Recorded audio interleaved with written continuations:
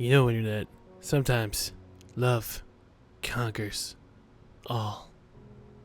Hey, I'm Chill Chaos, and welcome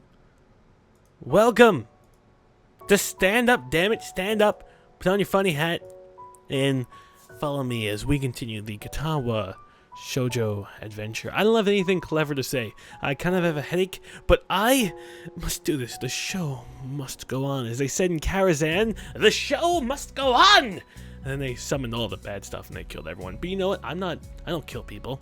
Alright? Guns kill people. Chill Chaos doesn't kill people. Chill Chaos may wield guns, but Chill Chaos doesn't kill people. So if you remember, we are continuing onwards. We are going after Emmy, who may be anal. And then we will see what happens. What the hell was that noise? What the fuck was that? Oh, just a antivirus running in the background. Had to do its job, just blooped. But no, I'm Chill Chaos, and we're continuing on our Katawa Shoujo adventure with Emmy No Legs coming to show us what it means to truly have a heart and be passionate about what you do. Because it doesn't matter if you have no legs. If you're a hero, well then you're a hero regardless. You know, we follow our passions. So you're passionate about running, and Rin's passionate about art. Is that it? You know, because last time we were saying, we were making the connection between the two people, that they complement each other because they do what they aren't supposed to do. Like, technically, I'm not supposed to be a doctor, all right? So I'm not, supposed to operate on people. But I do it anyway because I want to go against society. That's what I do. And medical lawsuit malpractice. Come on. It doesn't really happen that often. Like, 1 out of every 2 people, like, sometimes. So you're passionate about art. Well, sort of. Let me think. Well, Rin explained it to me once, but I don't know how much of it I followed. Not surprising. I think any explanation from Rin would probably confuse anyone. Not true.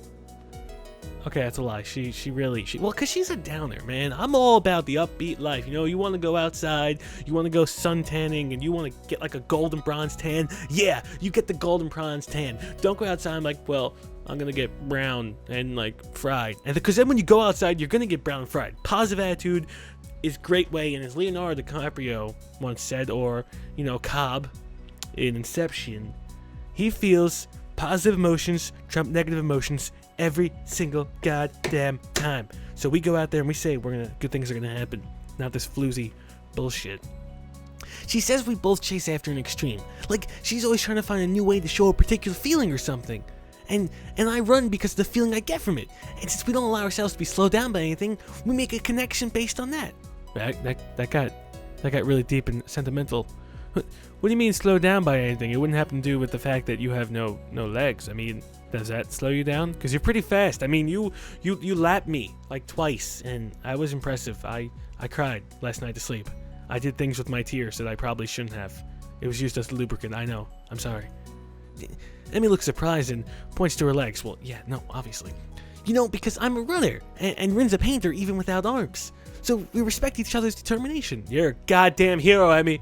And that's why we hang out. I'd vote for you, president. I think. Oh, she's like, aw, she doesn't really know anything. And you're just like, well, fine, I accept you for who you are. Let's be friends. Well, I'm not sure that made any sense to me, because you're an idiot, Hisao. That made perfect sense. But for Emmy's sheepish expression, she's not sure about it either. Honestly, it's not something I think about much. I wouldn't either. We just get along. I think that's all that really matters. Good. You know what? She's evil. You're nice and sweet. Perfect. You compliment each other to get like a neutral person. I suppose she's got a point there. Another question strikes me though, and since I've got nothing better to do, I ask it. So, what got you into the leg, feet, move, body part, limb, running? What got you into running anyway? That. Oh, I've been running since I was really little, and my dad was a runner, and so as soon as I could walk, he started teaching me how to run. It was our father-daughter thing, I have father-son thing all the time. We played baseball. We dinner together sometimes, and and that, yeah, father-son, got it, really good. It's like our own mutual hobby. Shot across their face, and I'm shocked to see her looking sad. Oh no, don't tell me what I think she's gonna tell me. No, did something happen between them? I don't have a lot of time left. Sorry, but I've got a few more laps, and before I go see the nurse. She runs off around the track, her hair streaming in the wind. Seems to me she's going a lot faster than she was this morning. As she rounds the track, I catch a glimpse of her face. It's much the same as it was this morning, but her eyes seem to have taken on a harder edge. I guess she's right. I don't really know much about her. I watch her for a little while and then stand up to head back to my room. Hey! She spots me leaving and waves to catch my attention. Don't forget, same time tomorrow, got it? Got it. I'll be here. I have really nothing else to do, and apparently you'll just hunt me down and run me over. So, I got it. I headed back to my room. Homework beckons, or beacons, but I prefer beckons. Yeah, oh, it's really dark. Holy shit, Sal, you need some lights in your room. No, but I really, that's sad, man. I think I know what happened, alright? Her father probably worked for like a meat packing thing and like chopping up meat to send out, like cows and stuff. And she probably visited her, or she probably visited him on like bring your daughter to work day. And when she went there was like a freak accident. And the saw, the belt grinder, it just went exploding and took off her father's head. And then it took off her legs. And that's why she doesn't have any legs. And that's why she doesn't want to talk about her father. And she's running in his honor. Yeah, I know. It's a horrible fucking story, but it's the facts, man. That's the truth. You accept the truth, and then you move on. Because once the truth is accepted, then you can grieve and get past it. I know. I'm Chill Cass. The truth is all around us. I can't sleep. Fuck, man. Too much melodrama, too much emotion. My body's tired, but my mind is kept awake, staring at the ceiling in the hollow darkness of my room. I grasped desperately for a sort of thought, hoping I could run my brain to the ground. Oh my god, I've done it so many times. I tried to like configure a Yu-Gi-Oh deck in my head last night, and like by the time I got to like the second card, like, alright, we'll put the Dark Magician fucking head on the desk. Done. It's a great idea. Just put your mind on something else and just slip away. Unless you're not trying to do that. Otherwise, just think aimlessly and you'll always be up. Fucking sucks, man. The way our mind works, I just don't get it.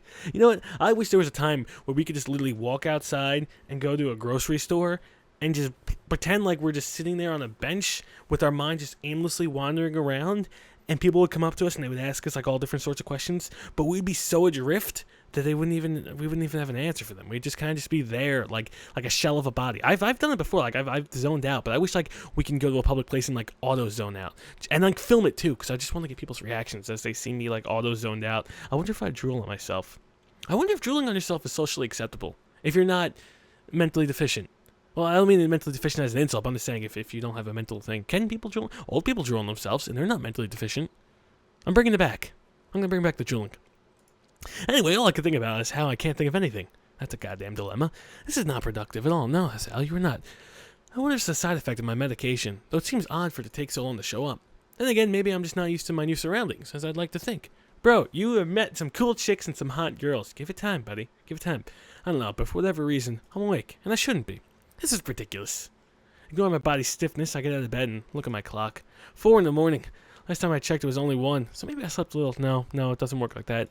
You looked at 1, nothing happened, it's now 4, you didn't get any sleep, your body's still fucking tired, and you gotta be up in 2 hours. I don't know either, man. I throw on some clothes and head out of my room. Speaking of which, I have an exam tomorrow, a final. I'm gonna get fucked so hard. In a non-physical way. Completely verbal and emotional. Because it's gonna verbally screw up my test scores, and it's emotionally gonna just screw me forever. It's just like, oh hey, chilled. I heard you were doing good in the class. Here's a final. Here's your fucking asshole. Yeah, take that. And that's just gonna fucking happen. That was a little gross and disgusting, and I apologize. But seriously, what is this? What the hell is this piece of paper? Don't be stupid. Be a smarty. Go and watch the charity party. I don't believe in parties. Oh, right in the goddamn hole. That's what she said. Maybe a walk will do me good. Oh, God. I'm surprised at how chill the air is compared to the relative warmth of the day. I can almost see my breath as I wander the campus, waiting for the sun to come up or for me to fall asleep. Bro, if you fall asleep outside, you got Kenji outside. I say New York is rape capital. That's going to be rape capital. You're going to have people that are just going to be prodding you with their walking sticks, and they're just like, well, I've never had sex before, and there's a body on the ground. I don't know if he's dead. Doesn't matter. So I would be careful. I wouldn't fall asleep outside, especially not at Yamaku. Oh, maybe we should go see who's got the lights on. I found myself at the track, where for the first time Emmy's not out running.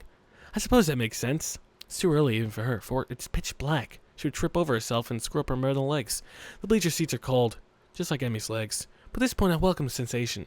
The sun is starting to show its face over the horizon. I know with an awful certainty that I will not sleep tonight. The sun's steadily strengthening rays start to warm me up, and I watch the dew in the ground begin to stream slightly. My mind comes down, at least a little. Oh, no, God. You're going to be woken up by a female hovering you in a click-clack. Oh, God, someone's shaking me. Is this what rape feels like? Is this what happens when you're accosted by people? Oh, God, police brutality, I'm not resisting! Hey, wake up! Huh? What? Hey, whoa! I guess I fell asleep after all. Now, that's a pretty face to wake up to. Although, not like that. Like, just in general, her face is pretty, but that's a weird expression. God damn it. I'm digging myself a hole. I'm sorry, Emmy. What are you doing out here? You want to catch a cold or something? I rub my eyes, and as I'm confronted by Emmy, who bends, over me with a worried expression. I'm still a little groggy, so my response comes out in the middle. I couldn't sleep. I wanted to cover. Sounds like something Rin would say. I shrug, feeling the stiffness that comes with sleeping on the bench for a few hours. No, you feel the stiffness of something else, my friend. I know. No, I don't. What's that said, man? Is it? I wouldn't know. Emmy grins a little, at my somewhat cranky responses. So couldn't sleep, eh?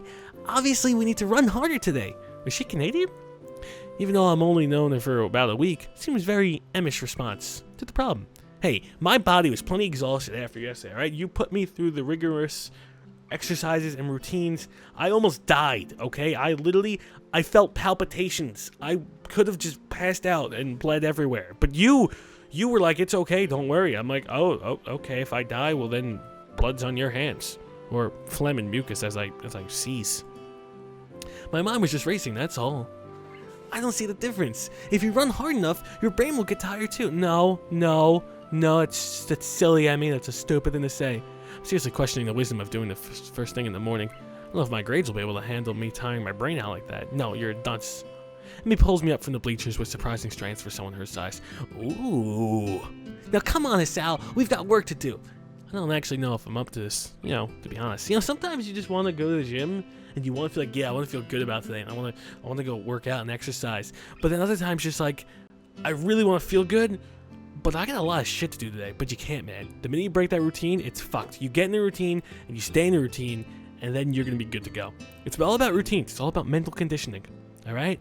The thing about, muscle memory, how, for example, the keyboard, you just type, and you don't even need to look at the keys anymore, you just know where everything is. Same thing with routines in your mind, okay? It just becomes conditioned then. Eventually, you just want to do it over and over. Trust me, I'm a psychology guy, I know this. Okay, I'm not really psychology, but I like science. Alright, science is kind of different from psychology. It's a science of the mind. Alright, so I don't know what the hell I'm talking about, but it makes perfect sense. If rain made sense, I can make sense. At least that's what I'm going to tell myself as I write my book. I mean, I obviously didn't get much sleep, and what sleep I got was on the bleachers. I don't know, should I really be running? Emmy glares at me, as if she's gonna rip off my throat with her goddamn bare hands. Oh, fuck. Good heavens. What are you talking about? Of course you should be running. How else do you expect to work out the kinks? You've been sleeping on the bleachers for heaven's sake. The best way to get the soreness out is to run a little. Well, that makes sense. Now stop hiding in the bleachers and get down here. There's no arguing that. I'm pretty sure she'd kill me if I didn't do as she said. Ooh, you would like that? Hisao gets into that kinky, feisty monster stuff? Yeah, Hisao. Go down there. Go be her dragon. Rawr.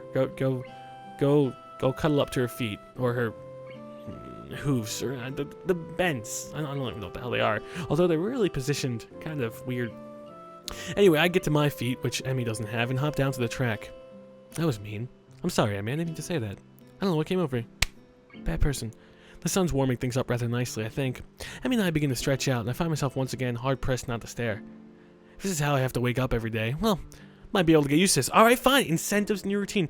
I'm not going to joke, and I don't mean to be perverted, but one of the benefits of really going to the gym is there are a lot of really fit and attractive females there who, well, they like to run and stretch and stuff like that, and, it's a good place. It's incentives, man, because you're just like, well, fuck, that's an incentive. So that's... I give +1 to Hisao and his being truthful and honest. Because as long as he's honest, then I can be honest. Unless he's just like, well, last night I had sexual relationships with my dog. Then you're fucked up, Hisao, and I don't even want to talk to you, and that's not even close to anything I do. So you're really fucked in the head. But you don't say that. I hope that's not down the Kenji path. I feel like that's something he would say to Kenji. Or something Kenji would say to me. Fucking feminists, man. They're just everywhere. Ooh. You know, Hisao, it's not polite to stare. Is that my oh god, my phone's ringing.